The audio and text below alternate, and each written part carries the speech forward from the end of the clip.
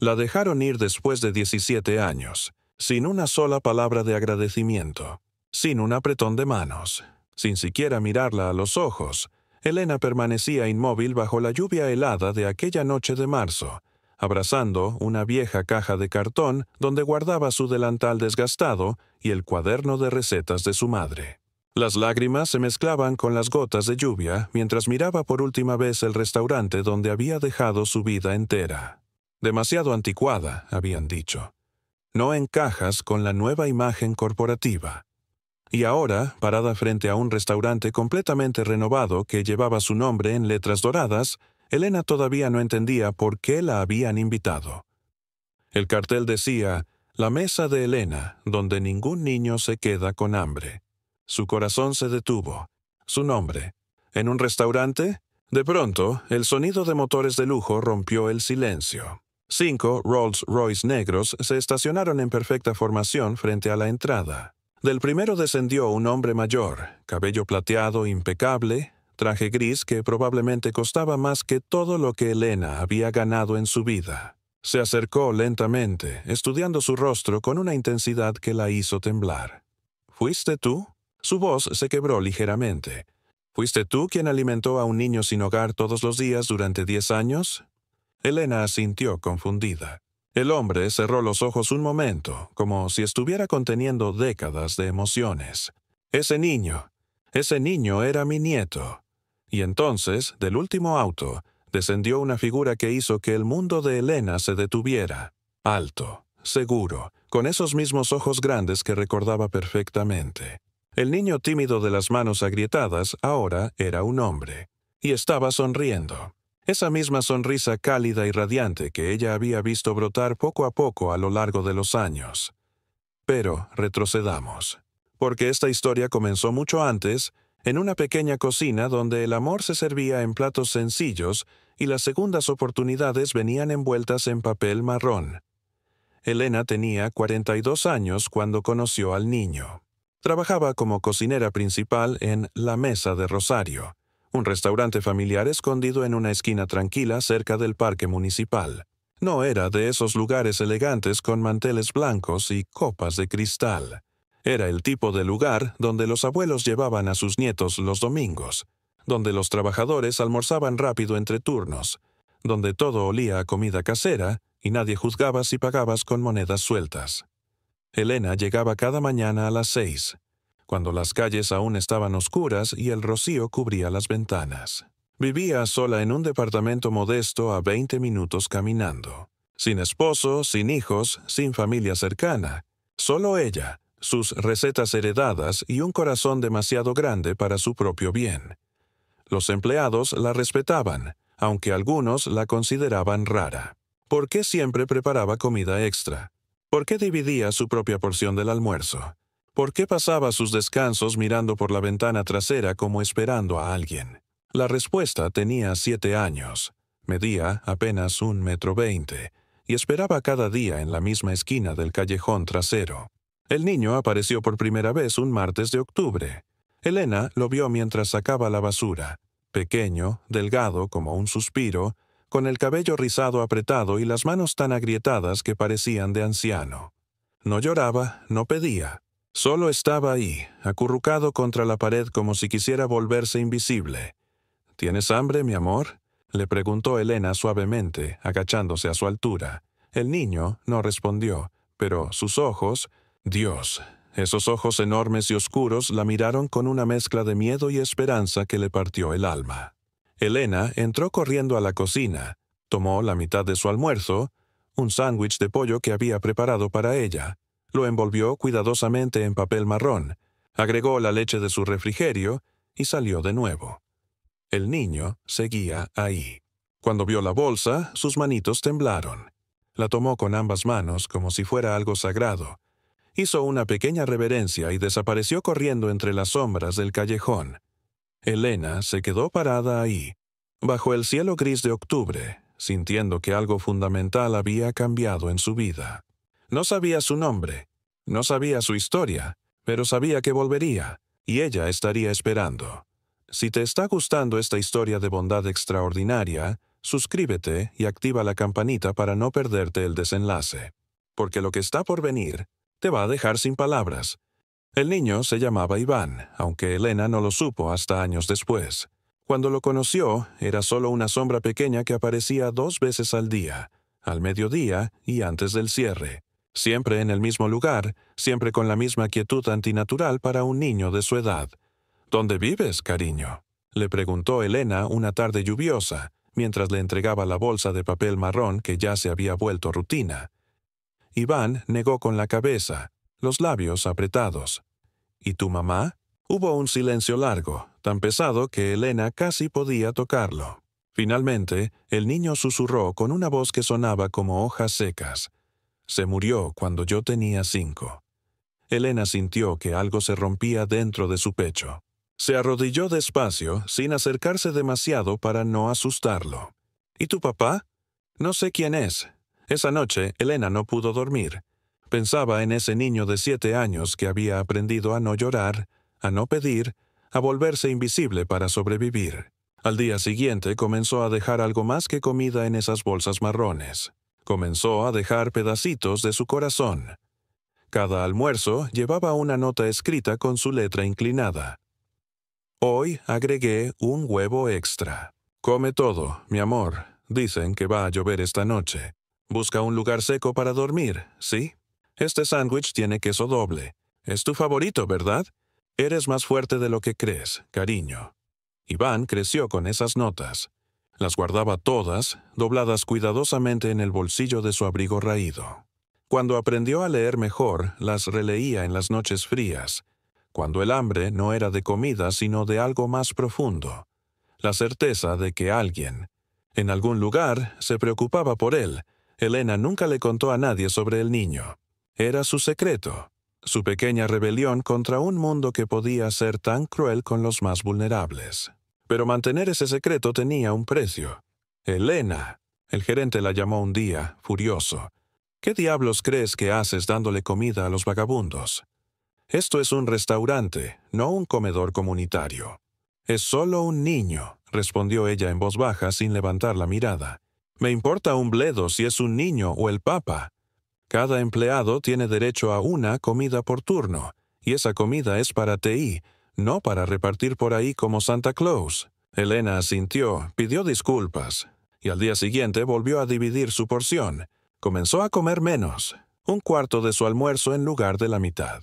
A veces nada. Sus compañeros notaron que adelgazaba, que sus manos temblaban un poco mientras cocinaba, que a veces se apoyaba contra la pared cuando creía que nadie miraba.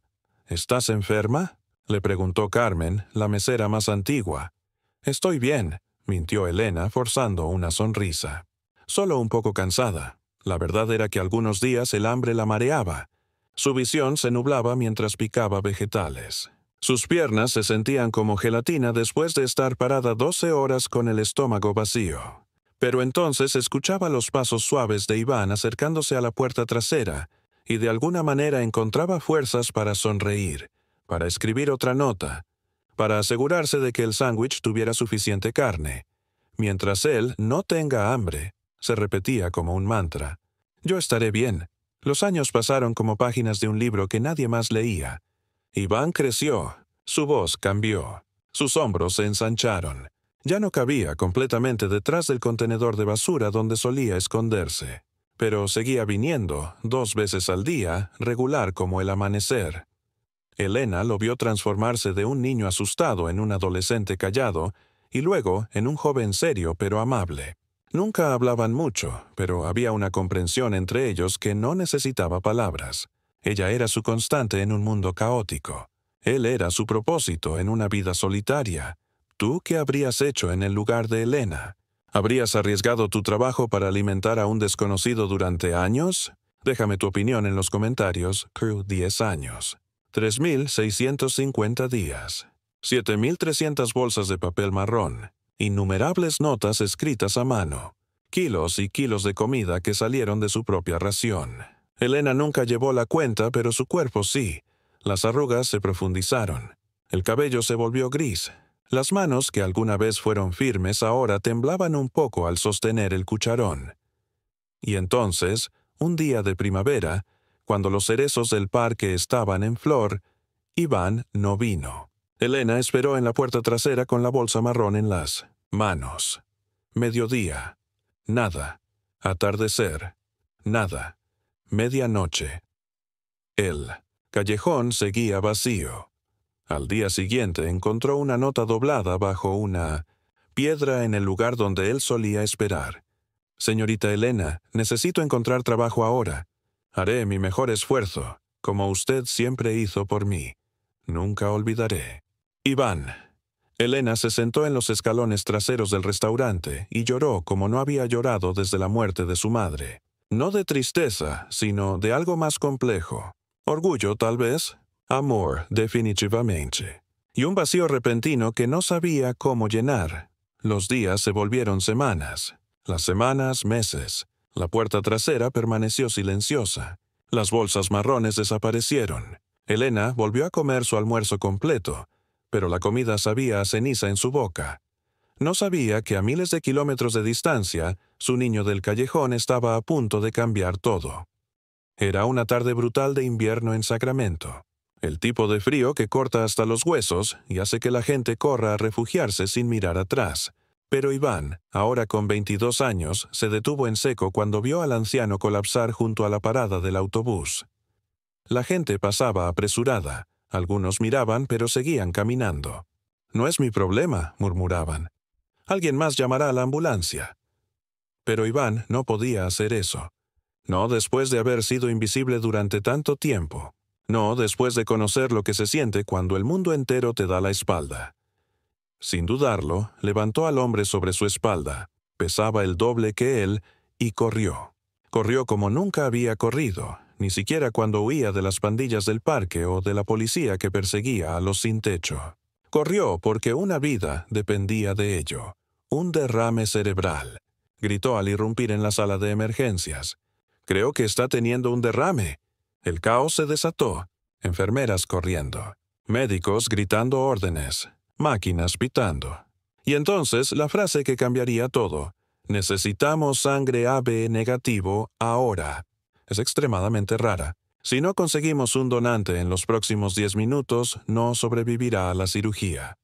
El silencio cayó como una manta sobre la sala. AB negativo. Menos del 1% de la población la tiene. Las enfermeras intercambiaron miradas de pánico. Iván dio un paso adelante. «Yo tengo ese tipo de sangre. He donado antes. Sáquenme toda la que necesiten». Una doctora joven, conmovida por la escena, tomó una foto rápida con su teléfono mientras conectaban a Iván a la máquina de extracción. Más tarde esa noche, publicaría esa imagen con el título «Héroe desconocido con sangre rara salva a anciano en tormenta de nieve. La humanidad aún existe». El video se volvió viral en cuestión de horas. Millones de vistas, miles de compartidos. Y en una mansión de Nueva York, a 3.000 kilómetros de distancia, el destino estaba a punto de cerrar un círculo que había estado abierto durante 22 años. Ricardo Marshall estaba cenando con su hija cuando ella le mostró el video en la televisión del salón. «Papá, este chico se parece un poco a ti cuando eras joven». Ricardo miró distraídamente mientras cortaba su filete. Pero cuando vio al joven en la pantalla, el tenedor se le cayó de las manos. El sonido del metal contra la porcelana resonó en el silencio repentino. «Rebobina eso», susurró con voz ronca. «Rebobínalo ahora», lo vio de nuevo. Y otra vez, y otra. La forma en que Iván inclinaba la cabeza, la línea de su mandíbula, los gestos de sus manos. Pero sobre todo, esos ojos profundos y oscuros que eran idénticos a los de ella. Marina, la mujer que había amado con locura hace más de 2 décadas. La mujer a la que su familia había obligado a abandonar porque no tenía el pedigrí adecuado. Algo se removió en el pecho de Ricardo. Un hilo delgado de memoria que había intentado cortar pero nunca había logrado romper del todo. La última carta de Marina, escrita con su letra apresurada. «Si es niño. Lo llamaré Iván. Perdóname por no decírtelo antes. Pero tu familia dejaría claro que no somos bienvenidos». Con manos temblorosas, Ricardo tomó su teléfono. Tenía contactos en todos los hospitales importantes del país. En menos de una hora tenía el nombre completo, Iván López, sin certificado de nacimiento oficial, sin familiares registrados, viviendo en una pensión compartida en las afueras de Sacramento. Necesito una prueba de ADN, le dijo a su asistente. Discreta, rápida, usé la muestra de sangre del hospital. Cuando llegaron los resultados 3 días después, Ricardo tuvo que sentarse. Sus piernas simplemente no lo sostenían más. Compatibilidad. 99.98% relación biológica. Padre se quedó solo en su oficina durante horas, con la cabeza entre las manos. Durante más de 2 décadas había vivido rodeado de lujos, poder, respeto. Una esposa perfecta según los estándares de su familia. 2 hijos con los apellidos correctos. Una vida que parecía sacada de una revista. Pero ahora sabía que su sangre corría por las venas de un joven que había crecido en las calles. Un hijo que nunca supo que existía. Un hijo que había sobrevivido de alguna manera sin él. La pregunta que lo atormentaba no era ¿qué hago ahora? Era ¿quién mantuvo vivo a mi hijo todos estos años? Ricardo hizo algo que no había hecho en décadas. Fue a ver a su padre, el patriarca de la familia Marshall, el hombre que había construido un imperio desde cero y que había decidido que Marina no era suficiente para su único hijo. «Padre», dijo Ricardo, dejando los resultados del ADN sobre el escritorio de roble. «Tienes un nieto. Ha estado vivo todo este tiempo». El anciano, siempre tan controlado, tan poderoso, palideció. Sus manos comenzaron a temblar mientras leía el informe. Marina. Ella murió cuando el niño tenía 5 años. Ha estado solo desde entonces, en las calles. El silencio que siguió fue el más pesado que Ricardo había experimentado. Vio a su padre, el hombre de hierro que nunca mostraba debilidad, llevarse una mano al rostro y sollozar. «¿Qué hemos hecho?», susurró el anciano. «Dios mío, ¿qué hemos hecho?». 2 días después, 5 Rolls Royce negros atravesaban los barrios obreros de Sacramento. En el asiento trasero del primero, Ricardo y su padre permanecían en silencio, cada uno perdido en sus propios remordimientos. El auto se detuvo frente a un viejo taller mecánico. Un joven con sudadera manchada de grasa estaba inclinado sobre el motor de un auto. Cuando se enderezó y se giró, los 3 hombres se congelaron en el tiempo. «¿Iván?», llamó Ricardo, su voz más suave de lo que jamás había sonado en ninguna sala de juntas. El joven se giró, confundido. Por un momento, todos permanecieron inmóviles, como si el universo mismo contuviera la respiración. El abuelo fue el primero en moverse. Se quitó lentamente las gafas de sol, sus manos temblando mientras estudiaba el rostro de Iván. Los pómulos altos, los ojos profundos, la frente que se fruncía exactamente como la de Marina cuando estaba pensando. «Te pareces tanto a tu madre», susurró, y su voz se quebró. Si historias como esta te conmueven, no olvides suscribirte al canal, porque lo que viene a continuación te va a partir el corazón en 1000 pedazos y luego lo va a reconstruir con esperanza. Ricardo dio un paso adelante, sus ojos rojos por lágrimas que había contenido durante más de 2 décadas. Levantó una mano, queriendo tocar a su hijo, pero sin atreverse todavía. «Eres Iván, ¿verdad?» «Sí, señor». «Pero, ¿quiénes son ustedes?» Ricardo no pudo contenerse más. Dio un paso adelante y envolvió a Iván en un abrazo que intentaba contener 22 años de ausencia, de arrepentimiento, de amor nunca dado. «Soy tu padre», susurró contra el hombro de su hijo, «y este es tu abuelo». Iván se quedó rígido en el abrazo, su mente intentando procesar lo imposible. Una parte de él quería apartarse, correr, desaparecer como había aprendido a hacer durante años. Pero otra parte, esa parte que Elena había mantenido viva con sus notas y su comida, lo mantuvo ahí. ¿Cómo? ¿Por qué ahora? Su voz era apenas un susurro. Se sentaron en una banca cercana, y Ricardo comenzó a hablar. Le contó todo. Sobre Marina, sobre cómo la familia lo había obligado a elegir entre ella y su herencia. Sobre la carta que nunca respondió. Sobre el video viral y la prueba de ADN. No pidió perdón porque sabía que ninguna disculpa podría devolver el tiempo perdido. Iván escuchó en silencio, sus ojos fijos en el suelo. Cuando Ricardo terminó, hubo un largo silencio. «No quiero dinero», dijo Iván finalmente levantando la mirada. «Gina, no necesito un apellido o una herencia». Ricardo sintió que su corazón se hundía. «Pero», continuó Iván, «hay algo que sí quiero. Ayúdenme a encontrar a la mujer que me alimentó durante 10 años. Le debo toda mi vida». «¿Una mujer te alimentó?», preguntó el abuelo, inclinándose hacia adelante. Iván asintió, y por primera vez desde que se conocieron, sonrió. «Se llama Elena. Trabajaba en un restaurante llamado La Mesa de Rosario. Todos los días, durante 10 años, me dejaba comida en la puerta trasera. Dividía su propio almuerzo conmigo. A veces sé que ella no comía para que yo pudiera hacerlo». Su voz se quebró. «Ella nunca pidió nada a cambio. Nunca me juzgó. Solo. Estuvo ahí, cada día, con una bolsa de papel marrón y una nota escrita a mano. Sacó su billetera, vieja y desgastada, y de ella extrajo un pedazo de papel amarillento, doblado con tanto cuidado que las líneas parecían cicatrices. Todavía guardo la primera nota que me dio». El abuelo tomó el papel con manos temblorosas y leyó en voz alta. «Come todo, cariño. Mañana habrá más. No tengas miedo». Los 3 hombres permanecieron en silencio, cada uno procesando el peso de esa bondad simple y profunda. «La encontraremos», dijo Ricardo con determinación. «Te lo prometo». No fue difícil.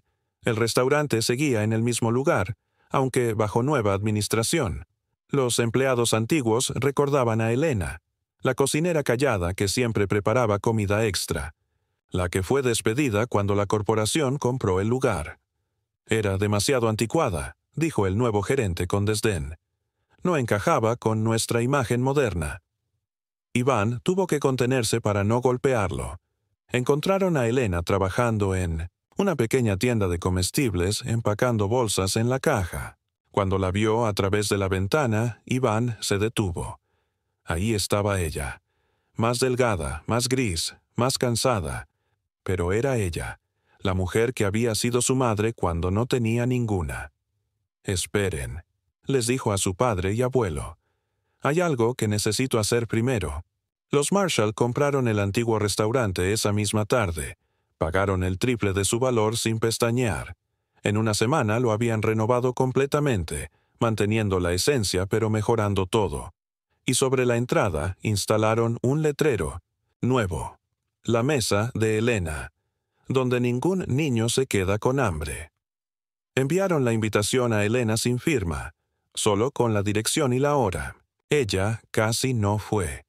¿Por qué la invitarían a la reapertura del lugar que la había desechado como basura? Pero la curiosidad pudo más. Cuando vio su nombre en el letrero, las piernas casi le fallan. Cuando la recibieron como a una reina, no entendió nada. Y cuando los 5 Rolls Royce se estacionaron y vio salir a ese hombre mayor preguntándole sobre el niño que alimentó por 10 años, el mundo comenzó a girar.